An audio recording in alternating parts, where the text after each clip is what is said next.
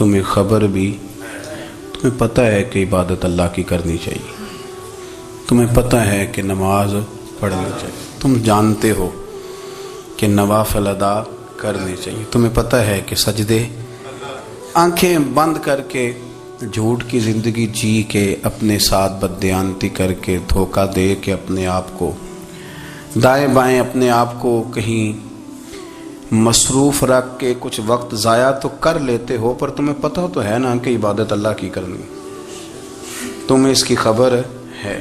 میرے رسول پاک علیہ وسلم نے فرمایا بندہ اللہ کے سب سے قریب اس وقت ہوتا ہے جب وہ سجدے کی حالت میں ہوتا ہے۔ کس کے قریب ہوتا ہے؟ اللہ کے سب سے قریب ہوتا ہے، وہ بڑا نیڑے ہے رب کے، بڑا قریب ہے، اس لیے کہ وہ حالت سجدہ میں، وہ جب سجدے کرتا ہے نا اس کی بارگاہ میں جب جھک جاتا ہے۔ آپ ذرا سجدے کی کیفیت دیکھیں نا، زبان بھی یہاں ہے، آنکھ بھی یہاں ہے، کان بھی، عقل بھی ساری، اس نے سارا کچھ رکھ دیا سجدے میں۔ آپ وہ کبھی پیچھے جائیں تو دیہاتوں میں کہا جاتا تھا ناک سے نکیریں نکالو، بہت بڑی سزا ہوتی تھی نا، ناک سے نکیریں نکالو، بڑی سزا ہوتی تھی۔ تو اس نے کہا مالک مجھے کسی نے کہا نہیں، پر دیکھنا میں نے رکھ دی ساری عقل سجدے میں، اور رکھ کے کہا کیا سبحان ربی یا اللہ، اللہ میں پست ہوں تو اعلیٰ ہے، اللہ تو میرا رب ہے اور تو سب سے اعلیٰ اتنا۔ اور فرمایا جب یہ اس کیفیت میں ہوتا ہے تو پھر یہ اپنے رب کے قریب ہوتا ہے۔ میرے نبی کریم علیہ الصلوۃ والسلام نے مصلی سے دل لگانے کا درس دیا، حضور نے توجہ دلائی، صحابہ اس ذوق کے حامل لوگ تھے، وہ کوشش کرتے تھے۔ جناب صدیق اکبر رضی اللہ تعالیٰ عنہ کا عبادت کا مزاج ہمیشہ قائم رہا۔ حضرت عمر فاروق ساری رات اللہ کے حضور کھڑے رہے۔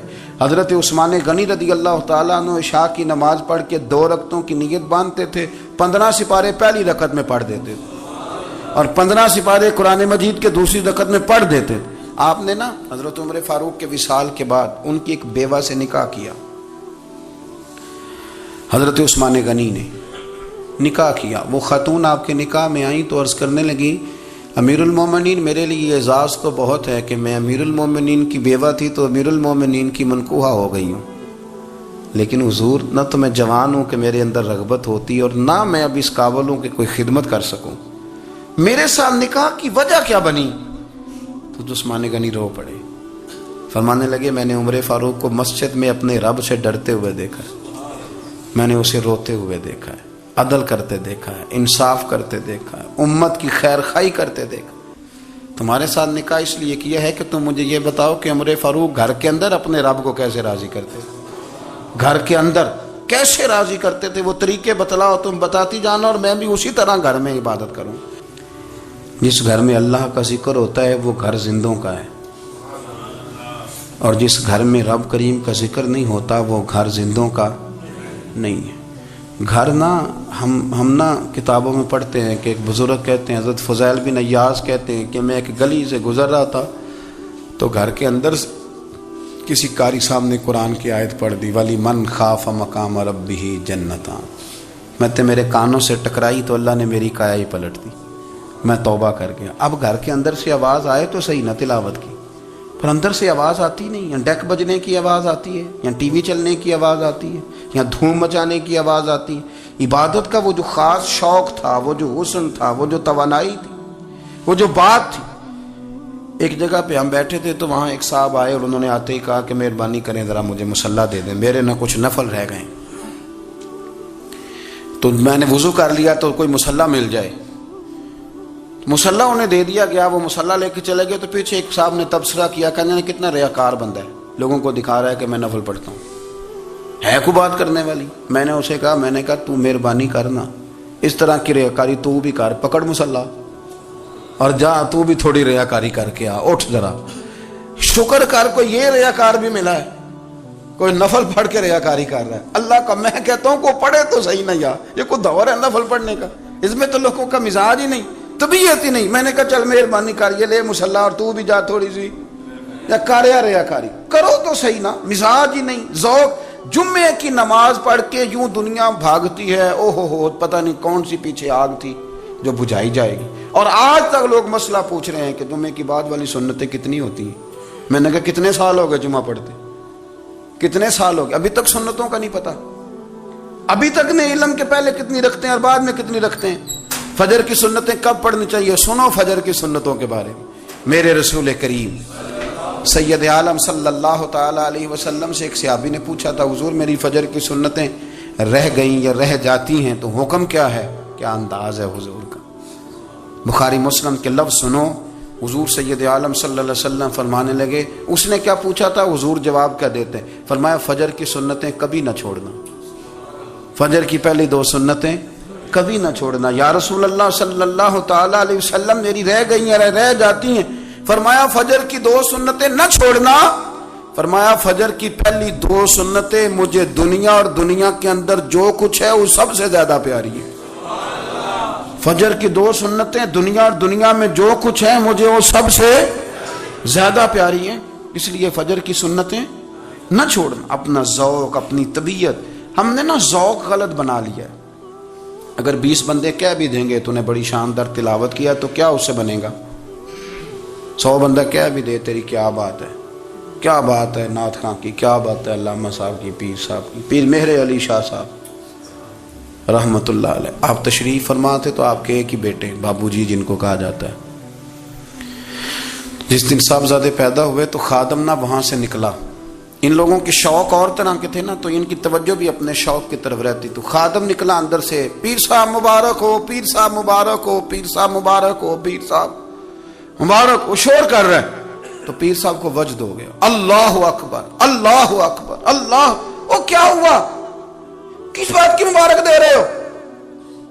عرض کی حضور اللہ نے بیٹا دیا. تو آپ فرمانے لگے اچھا حضور آپ کیا ہوا؟ آپ تو پریشان ہو گئے. فرمانے لگے جب تو نے 3 دفعہ کہا نا مہر علی کو مبارک ہو تو میں سمجھا تھا شاید تجھے کسی نے بتا دیا ہے کہ مہر علی سے اللہ راضی ہو گیا. میں سمجھا تھا کہ شاید تو یہ خبر لے کے آیا ہے کہ کسی نے بتایا ہے کہ مجھے آج خبر ملی ہے کہ مہر علی سے رب اچھا پتر ہوا ہے. الحمدللہ اللہ کا شکر ہے. پر میرے لیے مبارک کا دن وہ ہوگا جب میرا رب کہے گا کہ میں مہر علی سے راضی ہوں. میرے محبوب کہیں گے کہ میں مہر علی سے. آپ بات کو سمجھیں. شوق ہی کسی اور طرف تھا، دل ہی کہیں اور لگا ہوا تھا، طبیعت ہی کہیں اور مائل تھی. کوئی وظیفہ پوچھتے تھے تو پڑھتے تھے وہ لوگ، کچھ اللہ اللہ انہیں بتائی جاتی تھی تو کرنے کا ذوق رکھتے تھے، طبیعت تھی، قائل تھے. حضرت ربیع کہتے ہیں میں بڑی دور سے سفر کر کے گیا حضرت اویس کرنی سے ملنے، بڑی دور سے.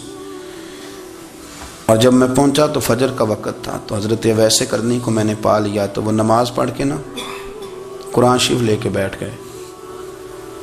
فرماتے ہیں اشراق چاشت کا وقت ہوا تو نفلوں کی نیت باندھ لی. محدث ابن الجوزی نے لکھا ہے، فرماتے ہیں پھر جب زوال کا وقت ہوا تو مسجد میں جھاڑو دینے لگ گئے. زور کی نماز پڑھ کے تو عصر کی تیاری تک وہ مسجد میں بیٹھے رہے. اور میرے نبی پاک علیہ السلام نے فرمایا جو نماز کے انتظار میں بیٹھا ہو وہ نماز ہی میں ہے، وہ نماز ہی میں ہے. فرمایا میری دنیا میری امت کی جو رہبانیت ہے نا وہ اتنی ہے کہ نماز کا انتظار کرے. اذان کے بعد نماز کا یہ راہب ہے، یہ اس وقت چھوڑ کے بیٹھے ہیں سارا کچھ. فرماتے ہیں عصر تک انہوں نے اللہ اللہ کی، پھر مغرب تک کی، عشاء کی نماز ہوئی تو نماز پڑھی تو وہ تھک گئے. اب مجھے وہ فارغ ہوں مصلی چھوڑے تو میں ملاقات کروں نا. یہ آپ حیران نہ ہو کہ اتنی دیر بندہ کیسے اللہ اللہ کر. ہم نے کی نہیں نا اس لیے ہم پریشان ہیں. جو عادی ہوتے ہیں وہ کر بھی لیتے ہیں. وہ یہ کام میری بات کی سمجھ آ رہی ہے؟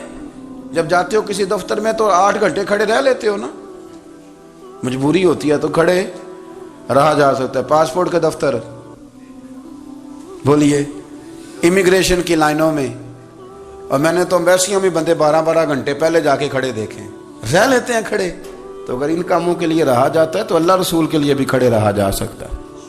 تو فرمانے لگے کہ جب عشاء کی نماز کے بعد آخر انسان تھے، تھک گئے، نیند کا غلبہ ہوا تو تھوڑی ایسے آنکھ بند ہوئی تو کھلی تو رونے لگے. حضرت ویسے کرنی رو کے کہنے لگے مالک مجھے غافل تو نہ کر، ابھی میں نے کیا بھی کچھ نہیں، دن ختم ہو گیا، کوئی نفل نہیں، کوئی اللہ اللہ نہیں، اللہ مجھے غافل نہ کر، میری مدد فرما. فرماتے ہیں جب وہ روئے تو میرے ساتھ جو شخص تھا، میں نے کہا اٹھو چلیں، کہنے لگا حضور ملا نہیں، فرمایا جو میں لینے آیا تھا وہ مجھے مل گیا ہے، جو میں ان سے سیکھنے آیا تھا وہ مجھے نصیب ہو گیا، اب اور میں نے کیا لینا، ختم ہو گئی بات، اٹھو چلیں۔ اللہ کے بندوں نے حضرت ربیعہ بن کعب اسلمی رضی اللہ تعالیٰ عنہ فرماتے ہیں، کہتے ہیں جب بنو قریظہ اور بنو نضیر یہودیوں کے ساتھ حضور علیہ السلام